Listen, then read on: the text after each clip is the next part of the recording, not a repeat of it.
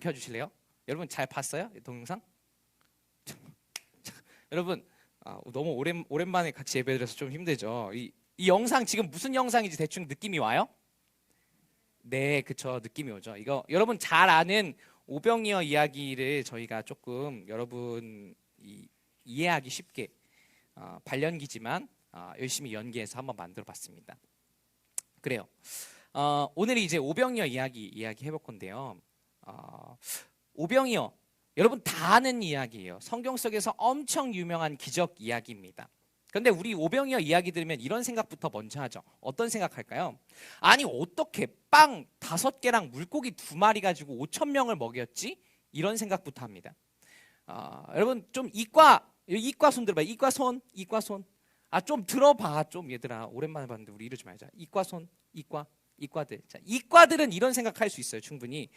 질량 보존의 법칙에 의하면 물체의 질량은 변하지 않는데 어떻게 빵 5개랑 물고기 2개가 불어갖고 사람 5천 명을 먹이는 그런 게 됐냐, 이런 생각을 한 번쯤은 했으리라고 생각합니다.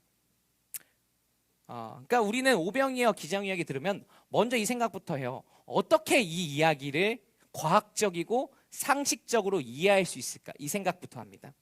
근데 여러분 오병이어 이야기가 기적 이야기인데 기적이라고 한 이 단어 자체의 의미가 이런 거예요.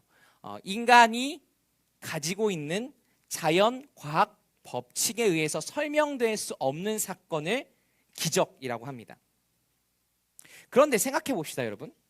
오병이어 이야기가 기적 이야기인데 과연 성경을 썼던 2000년 전의 사람들이 지금의 자연과학 법칙 같은 거 신경이나 썼을까요?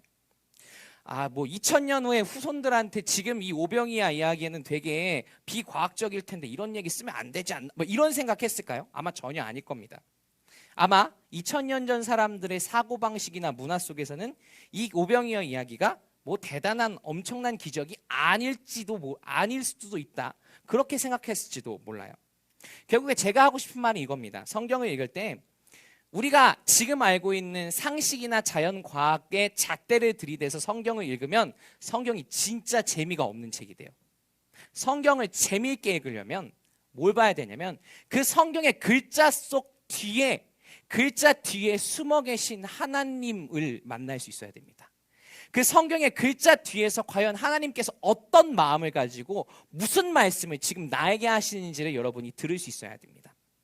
자, 어쨌든 서론이 너무 길었는데 먼저 오늘 이야기의 발단이라고 하는 살 수 있는 34절 말씀 한번 잠깐 띄워주세요. 자, 34절. 자, 우리 34절 말씀 우리 큰 목소리 읽어볼까요? 시작. 예수께서 배에서 내려서 큰 무리를 보시고 그들이 마치 목자 없는 양과 같음으로 그들을 불쌍히 여기셨다. 그래서 그들에게 여러 가지로 가르치기 시작하셨다. 아멘. 네, 그 소설 또는 이야기에 4가지 구성이 있죠. 뭐예요? 발단, 전개, 위기, 절정, 결말. 5가지네요. 자, 그 5단계 중에서 방금 봤던 34절 계속 띄워주세요, 형님. 34절 말씀 뭐냐면 발단이에요. 왜 발단이냐면 이 오늘 오병이어 사건의 첫 시작이라고 할 수 있는 34절, 여기에는 지금 뭐가 묻어 있냐면 예수님께서 그들을 마치 목자 없는 양과 같이 여겼으므로 그들을 예수님이 불쌍히 여기셨다, 이렇게 쓰여 있어요. 그러니까 예수님이 뭐냐면 오병이어 사건의 첫 시작은 예수님께서 사람들을 불쌍히 여기신 마음이에요. 오병이어 사건의 시작이자 발단은 뭐냐면 사람들을 안타깝게 여기신 예수님의 마음으로부터 시작됐어요. 근데 예수님의 눈에 어떻게 쓰여 있어요? 그 앞에 예수님 앞에 모인 사람들이 마치 길 잃은 양처럼 보였다고 쓰여 있어요. 여러분 양이 길을 잃으면 어떻게 되는지 아시는 분? 혹시 나는 양이 길을 잃으면 어떻게 되는지 안다. 양은요, 제가 좀 공부를 해봤는데 양은 일단 눈이 엄청 나쁜 동물입니다. 그러니까 어느 정도 눈이 나쁘냐면 길을 갈 때 길을 보고 가는 게 아니라 앞에 가고 있는 양의 궁둥이를 보면서 그 궁둥이만 졸졸졸 따라다니는 동물이 양이에요. 그리고 양은 겁이 엄청 많아서 이렇게 갑자기 아무도 없는데 이렇게 던져 놓으면 그냥 가만히 앉아 있습니다. 어디로 갈지 몰라서. 그러면 여러분 길 잃은 양은 어떻게 될까요? 그쵸? 길 잃은 양은 금방 늑대나 이리 같은 큰 육식동물에 의해서 잡혀서 죽게 돼 있습니다. 그러니까 예수님의 눈에 지금 예수님 앞에 모인 사람들이 길 잃은 양 같았다는 건 뭐냐면 그들이 곧 죽을 것 같았다는 거예요. 그들이 곧 생명력을 잃고 죽을 것 같은 그런 처지에 있는 것처럼 예수님 눈에 보였다는 겁니다. 예수님께서 그들을 상당하게 불쌍히 여기셨다는 거예요. 그래서 예수님께서는 그들에게 예수님이 줄 수 있는 가장 좋은 것 주셨어요. 그게 뭐였죠? 말씀을 주셨어요. 근데 말씀을 열심히 가르친 다음에 예수님이 집에 가라 그랬어요. 왜요? 시간이 너무 주셨으니까, 밥 먹어야 되니까. 근데 사람들이 안 가요. 왜 안 갈까요? 배고프니까 안 가죠. 아까 저희 영상에서 봤던 것처럼 제자들이 이렇게 얘기해요. 예수님, 그럼 그 사람들 그냥 집으로 보내면 안 됩니까? 이렇게 얘기했어요. 집에 가서 밥 먹으라고 하세요. 아니면은 저기 시장에 가서, 저기 마을에 가서 밥 좀 사 먹으라고 얘기하세요. 그렇게 제자들이 얘기해요. 그런데 제가 지난번에도 한번 얘기했던 것 같아요. 당시 이스라엘 사람들의 70%는 극빈층이었습니다. 집에 가면 밥을 먹을 수가 없어요. 집에 가면 밥을 사 먹을 돈도 없어요. 집에 가면 쫄쫄 굶다가 다음날 아침 예수님한테 다시 말씀 들어올 게 뻔한 사람들이 지금 여기 5,000명 넘는 사람들이 모여 있어요.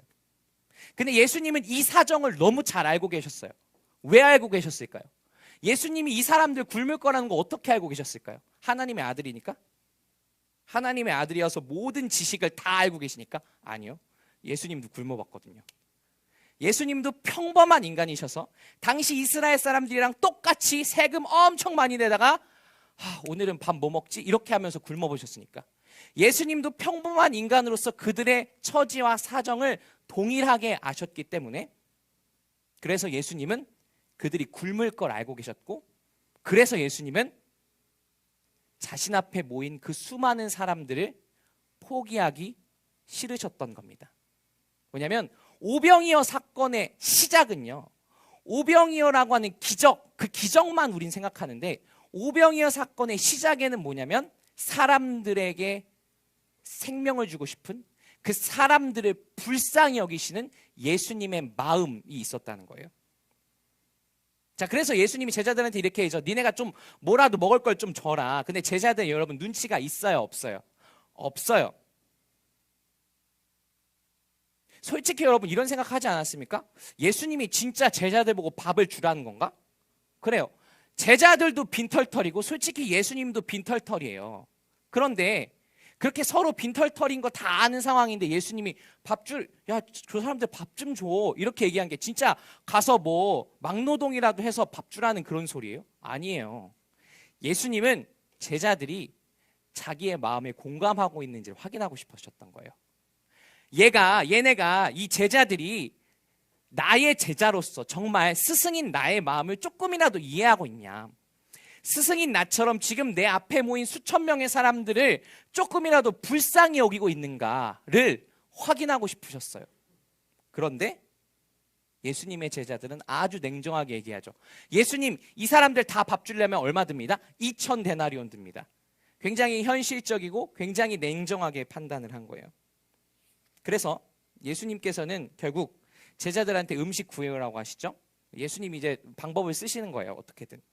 자, 그런데 예수님이 그래서 음식에 손을 얹고 기도하기 전에 제자들에게 딱 한 번 더 말씀하세요. 아니, 말씀을 하는 게 아니라 굉장히 중요합니다. 명령하세요. 39절 말씀 한번 띄워주세요. 네, 우리 39절 말씀 큰 목소리 읽어볼까요? 시작! 예수께서는 제자들에게 명하여 모두들 떼를 지어 푸른 풀밭에 앉게 하셨다. 이 전까지는 예수님이 말씀을 하잖아요. 그러면은 성경이 뭐라고 하냐면 예수님께서 말씀하셨다 이렇게 얘기해요. 근데 여기 39절에만 뭐라고 쓰였냐면 예수님이 똑같이 말을 한 거거든요. 예수님이 명령하셨다라고 그래요. 예수님이 제자들에게 명령을 주셨어요.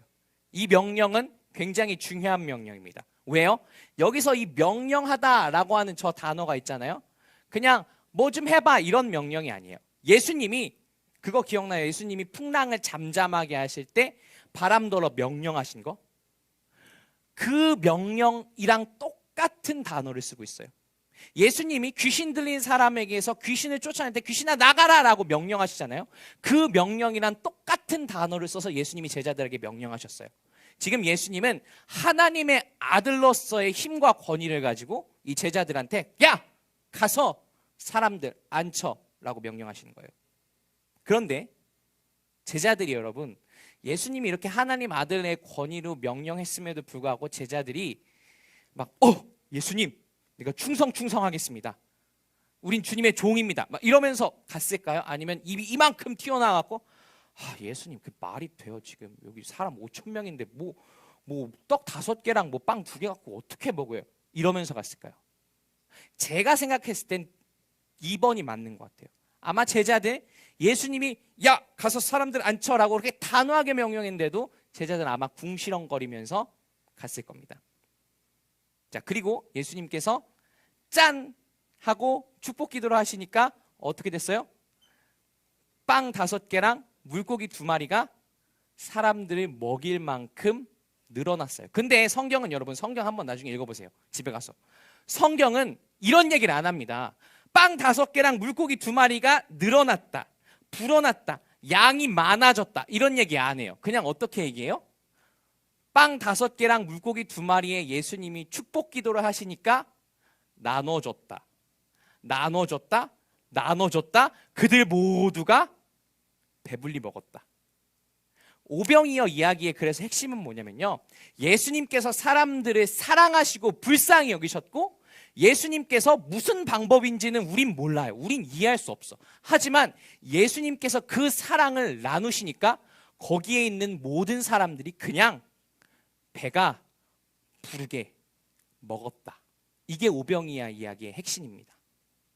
오병이어 이야기에서 그래서 뭐 빵 5개랑 물고기 2마리가 어떻게 늘어났어요? 그거 갖고 여기다가 질문하는 건 사실 이 이야기의 핵심을 전혀 잡지 못하는 좀 엉뚱한 생각이라고 할 수 있을 것 같아요. 자, 그런데 이 오병이어라고 하는 기적 사건에서 오늘의 그 제자들, 입이 이만큼 튀어나온 제자들, 예수님 그게 말이 돼요? 예수님 이 사람들 다 먹이려면 돈 많이 들어요. 그렇게 현실적이고 냉정하게 판단했던 제자들, 이 제자들이 이 오병이어 이야기에서 한 일은 뭐예요? 그냥 사람들한테 가서 자 앉으세요 이렇게 한 거밖에 없죠. 근데 상식적으로 이런 생각해 보지 않았습니까? 아니 예수님이 그냥 일어나서 자 여러분 앉으세요 이러면 되지, 왜 제자들한테 예수님은 사람들 가서 앉히라고 했던 걸까요? 왜 하필이면 제자들에게 할 일을 남겨주셨던 걸까요?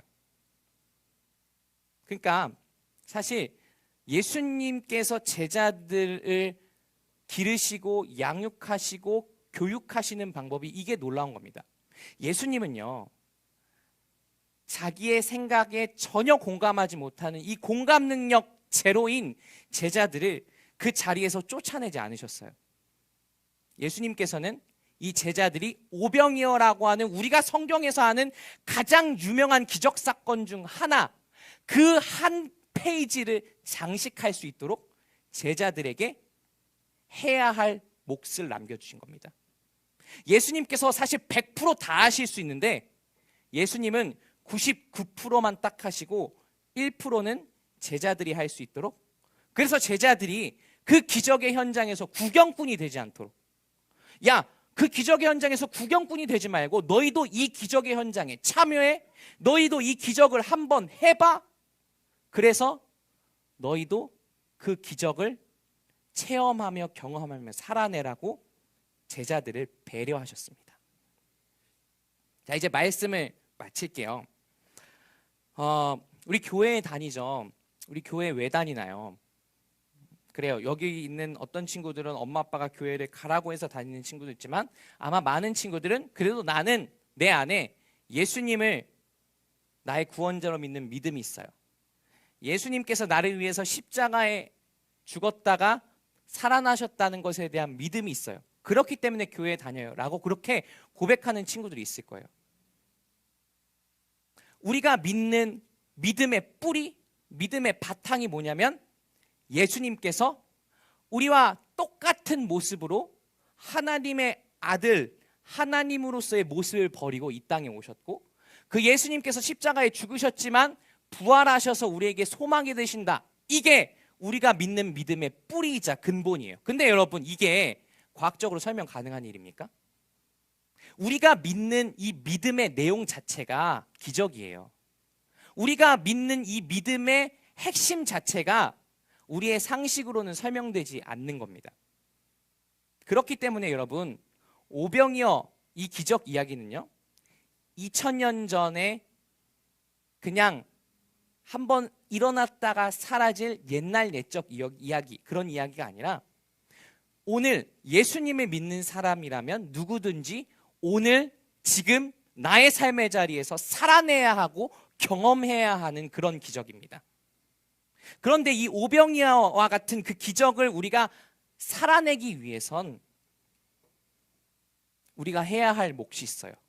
그 해야 할 몫은 대단한 게 아니라 우리의 삶의 자리에서 아주 작은 순종을 예수님께 드리는 겁니다. 조금 내 뜻이랑은 이해가 가지 않아도, 조금 내가 생각했을 땐 납득이 가지 않더라도 일단 예수님의 말씀에 작은 한 걸음 한 걸음부터 순종하는 겁니다. 우리가 내딛는 그 작은 순종의 한 걸음을 통해서, 그런데 놀라운 것은 예수님께서는 우리 삶에 기적을 이뤄 가실 거라는 거예요. 믿으십니까? 아멘. 근데 여러분, 기적, 제가 이렇게 자꾸 기적, 오병이어 뭐 이런 얘기하니까, 그러면 예수님께서 우리 삶에, 내 삶에 기적을 이루신다는데 그 기적이 뭐예요? 그럼 내 삶에 오병이어 같은 막 초자연적인 현상이 일어나야 기적이에요? 아니에요. 저는 솔직히 말하면 여기에 없던 빵이 생기는 것보다 여러분 한 사람, 인간 사람 한 사람이 변화되는 게 더 큰 기적이라고 믿어요. 저는 막 초자연적인 어떤 삐비빅하는 현상이 일어나는 것보다 절망 속에 깊이 잠겨있던 사람이 갑자기 그 삶의 희망을 찾아내는 거, 그게 더 큰 기적이라고 믿습니다.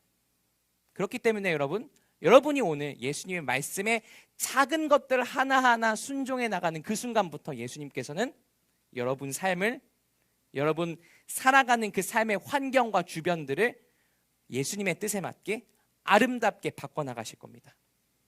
그리고 예수님께서 그렇게 역사하시기 때문에 중요한 건 우리 모두가, 우리의 영혼이 배부르게 먹을 것입니다.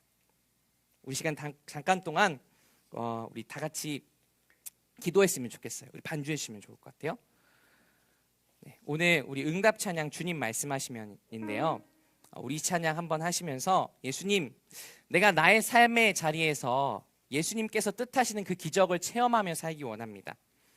근데 그 기적을 체험할 때 그냥 내가 방관자가 되는 것이 아니라, 그 기적의 현장에서 멀리 떨어져서 소외된 사람이 되는 것이 아니라, 주님께서 나에게 맡기신 그 순종의 작은 한 걸음 한 걸음을 걸어감으로써 그 기적의 현장에 그 중심에 있을 수 있도록 도와달라고, 우리 그런 믿음의 고백으로 우리 이 시간 주님 말씀하시면 다 같이 찬양하겠습니다.